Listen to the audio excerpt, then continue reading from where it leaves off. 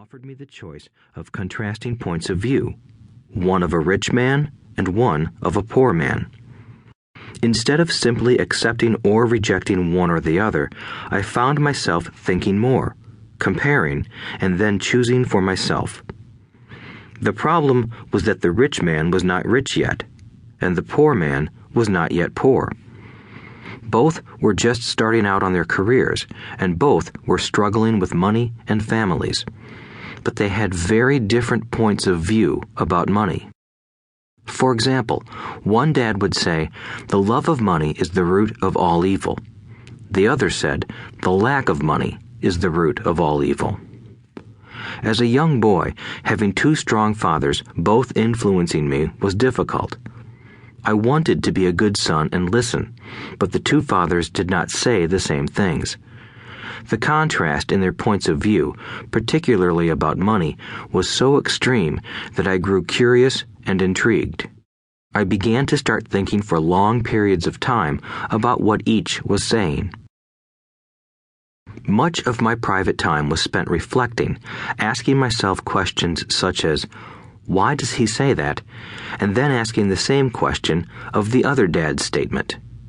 It would have been much easier to simply say, "Yeah, he's right, I agree with that," or to simply reject the point of view by saying, "The old man doesn't know what he's talking about."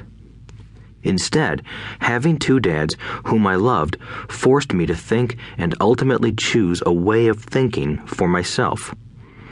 As a process, choosing for myself turned out to be much more valuable in the long run than simply accepting or rejecting a single point of view. One of the reasons the rich get richer, the poor get poorer, and the middle class struggles in debt is that the subject of money is taught at home, not in school. Most of us learn about money from our parents, so what can poor parents tell their child about money? They simply say, "Stay in school and study hard." The child may graduate with excellent grades, but with a poor person's financial programming and mindset. Sadly, money is not taught in schools. Schools focus on scholastic and professional skills, but not on financial skills. This explains how smart bankers, doctors, and accountants who earned excellent grades may struggle financially all of their lives. Our staggering national debt is due in large part to highly educated politicians and government officials making financial decisions with little or no training in the subject of money. Today, I often wonder what will soon happen when we have millions of people who need financial and medical assistance.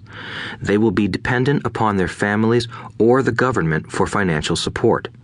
What will happen when Medicare and Social Security run out of money? How will a nation survive if teaching children about money continues to be left to parents, most of whom will be, or already are, poor? Because I had two influential fathers, I learned from both of them. I had to think about each dad's advice, and in doing so, I gained valuable insight into the power and effect of one's thoughts on one's life. For example, one dad had a habit of saying, "I can't afford it."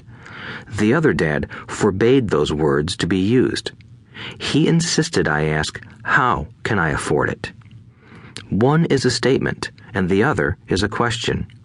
One lets you off the hook, and the other forces you to think. My soon-to-be rich dad would explain that by automatically saying the words, "I can't afford it," your brain stops working. By asking the question, "How can I afford it?" your brain is put to work. He did not mean that you should buy everything you want. He was fanatical about exercising your mind, the most powerful computer in the world. He'd say, "My brain gets stronger every day because I exercise it. The stronger it gets, the more money I can make." He believed that automatically saying, "I can't afford it," was a sign of mental laziness. Although both dads worked hard, I noticed that one dad had a habit of putting his brain to sleep when it came to finances, and the other had a habit of exercising his brain. The long-term result was that one dad grew stronger financially and the other grew weaker. It is not much different from a person who goes to the gym to exercise on a regular basis versus someone who sits on the couch watching television. Proper physical exercise increases your chances for health, and proper mental exercise